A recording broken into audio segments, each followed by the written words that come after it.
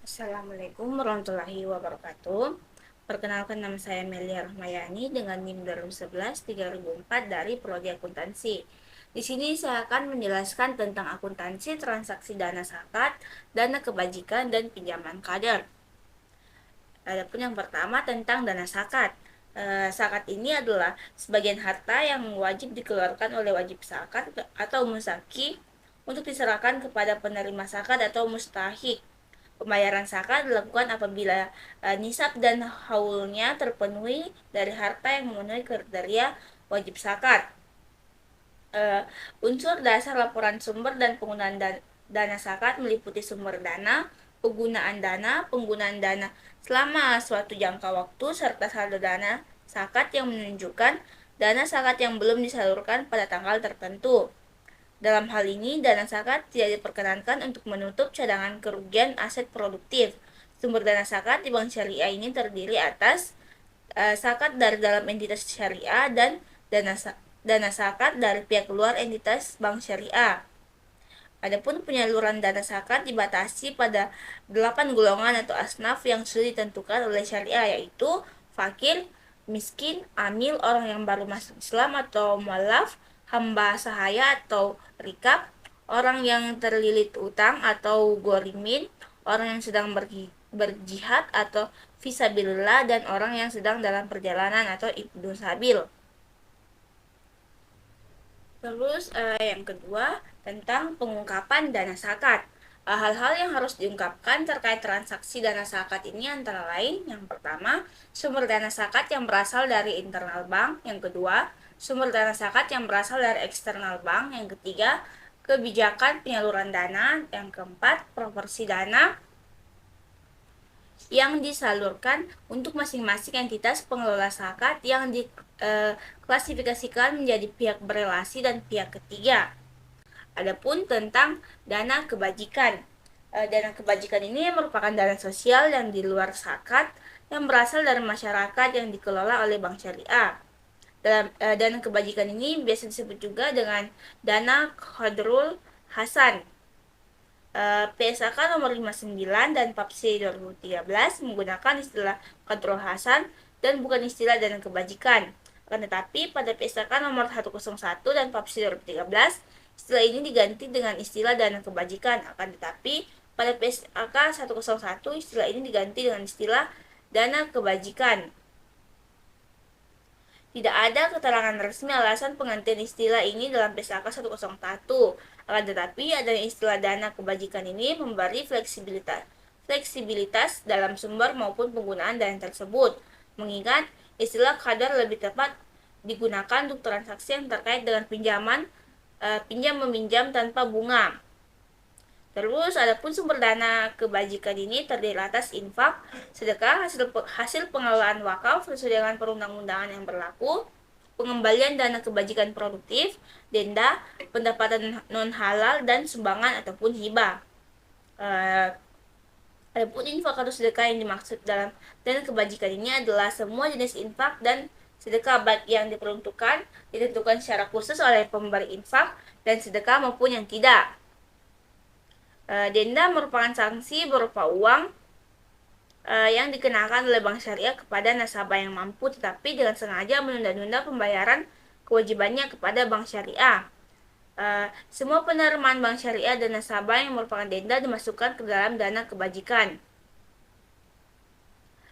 Terus adapun dana kebajikan ini dapat digunakan untuk dana kebajikan produktif, sumbangan, dan penggunaan lainnya untuk kepentingan umum.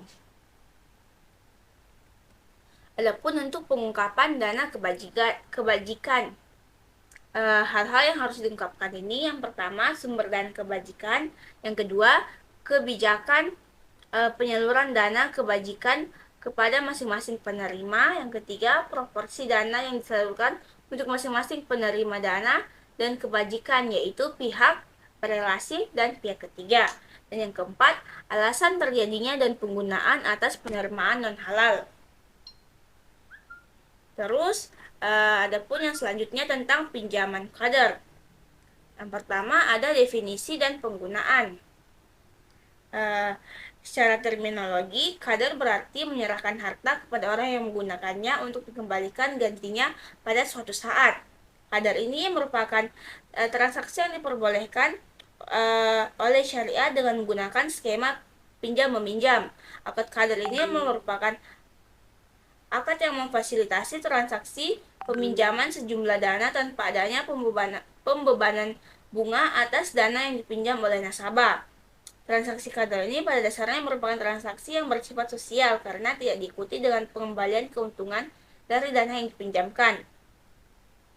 Adapun transaksi ini juga bermanfaat bagi bank syariah untuk memfasilitasi berbagai keperluan bank syariah dalam hal pemenuhan tanggung jawab sosial bank syariah untuk membantu mengembangkan usaha kecil mikro yang memerlukan dana tanpa bunga. Yang kedua, menyalurkan dana sosial yang dihimpun oleh bank syariah baik dari sumber dana yang sesuai dengan syariah seperti dana infak, sedekah, hibah, dan lainnya.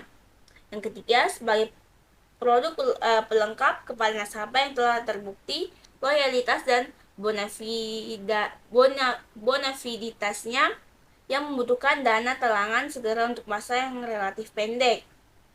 Yang keempat, sebagai skema khusus membantu pegawai bank syariah yang membutuhkan pinjaman untuk kebutuhan yang bersifat insidental. Terus, dan yang kelima, pengambil alihan utang bank konvensional kepada bank syariah.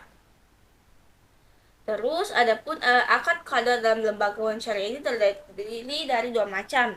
Yang pertama, akad qadar yang berdiri sendiri untuk tujuan sosial semata sebagaimana dimaksud dalam Fatwa DSN MUI nomor 19 tahun 2001 tentang Al-Qadar, bukan sebagai sarana atau pelengkapan bagi transaksi lain dalam produk yang bertujuan untuk mendapatkan keuntungan. Yang kedua, akad qadar yang dilakukan sebagai sarana atau kelengkapan bagi transaksi lain yang menggunakan akad-akad muawwadah dalam produk yang bertujuan untuk mendapatkan keuntungan. Adapun tentang ketentuan syar'i transaksi pinjaman qadar. Terus ketentuan ini terbagi lagi meliputi beberapa aspek. Yang pertama adalah larangan mensyaratkan tambahan pengembalian atas suatu pinjaman. Dan yang kedua, larangan menunda pembayaran pinjaman bagi orang yang mampu.